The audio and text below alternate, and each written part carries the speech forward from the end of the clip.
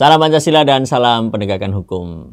Kami cukup terkejut ya, ada berita menarik di Jawa Timur, khususnya di Surabaya. Ketika ada seorang korban pencurian motor ini berterima kasih kepada pelaku pencuri motor. Ini luar biasa.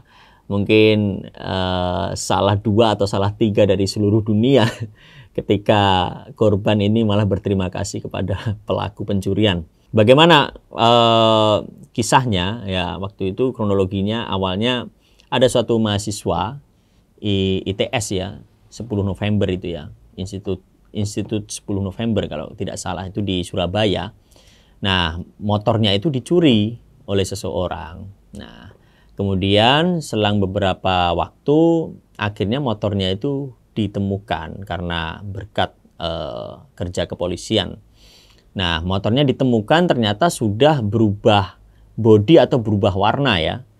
Nah, dan menurut korban, ketika berubah bodi atau berubah warna ini, menurut korban ini menjadi lebih bagus daripada motornya sebelumnya. Nah, dari situlah dia berterima kasih kepada pelaku, karena pelaku sudah mereparasi bodinya. Nah, seperti itu kurang lebihnya. Lalu bagaimana tanggapan Rumah Pancasila terhadap hal ini?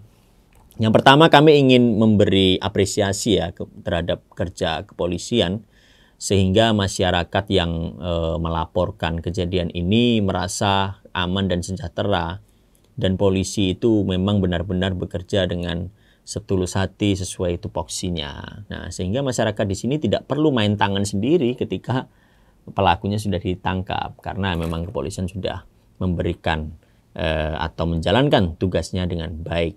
Nah, itu yang pertama. Yang kedua adalah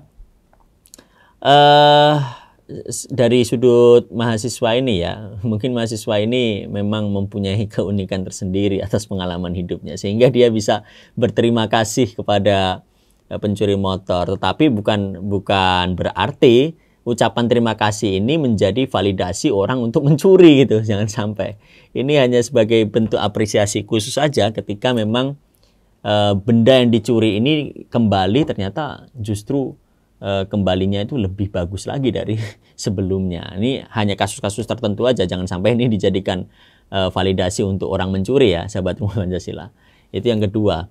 Dan yang ketiga, ketika kita melihat kasus ini dari teori sosiologi, terutama struktur fungsionalis, yaitu dengan tokoh-tokohnya misalnya Auguste Comte, Herbert Spencer. Nah, itu mereka beranggapan atau mempunyai asumsi dasar, salah satunya adalah ketika suatu unsur di dalam masyarakat, entah itu unsur misalnya ada korupsi, ada pencurian, ada pembunuhan, lalu ada perzinahan. Nah, unsur itu kendati tidak disukai oleh masyarakat, tetapi ternyata unsur itu mempunyai sumbangsih terhadap sistem sosial, maka itu sulit untuk dihapuskan atau sulit untuk dihilangkan. Nah, misalnya pencurian ternyata memberikan sumbangsih terhadap sistem sosial. Contohnya apa? Pencurian ini bagi masyarakat yang memang tidak mampu lagi untuk bertahan hidup, dia akhirnya mencuri dan bisa mencukupi kehidupannya dan keluarganya, maka ini memberi suatu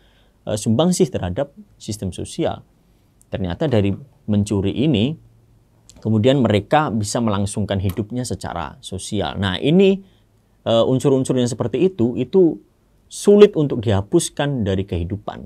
Karena apa? Meskipun ditolak secara sosial, tetapi memang ada keberlangsungan atau sumbangsih terhadap kehidupan sosial itu sendiri. Nah, tetapi sahabat Rumah Pancasila, kendati ada teori itu, kita harus tetap berpatokan pada hukum yang ada di Indonesia.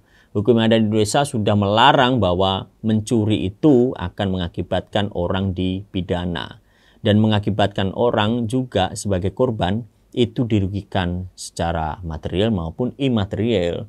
Sehingga itu dilarang. Bukan hanya dilarang oleh hukum, tetapi mencuri itu dari sananya sendiri itu sudah dilarang. Ya. Jadi sahabat Rumah Pancasila, jangan sampai kita dari peristiwa ini kemudian rame-rame orang bermotif untuk mencuri supaya mendapat rasa terima kasih. Jangan seperti itu. Tetap ada koridor hukum, tetap ada aturan-aturannya yang harus kita patuhi sehingga kita dapat menciptakan kehidupan lebih bermakna dan berguna bagi yang lain. Itu sahabat Rumah Pancasila yang dapat kami sampaikan.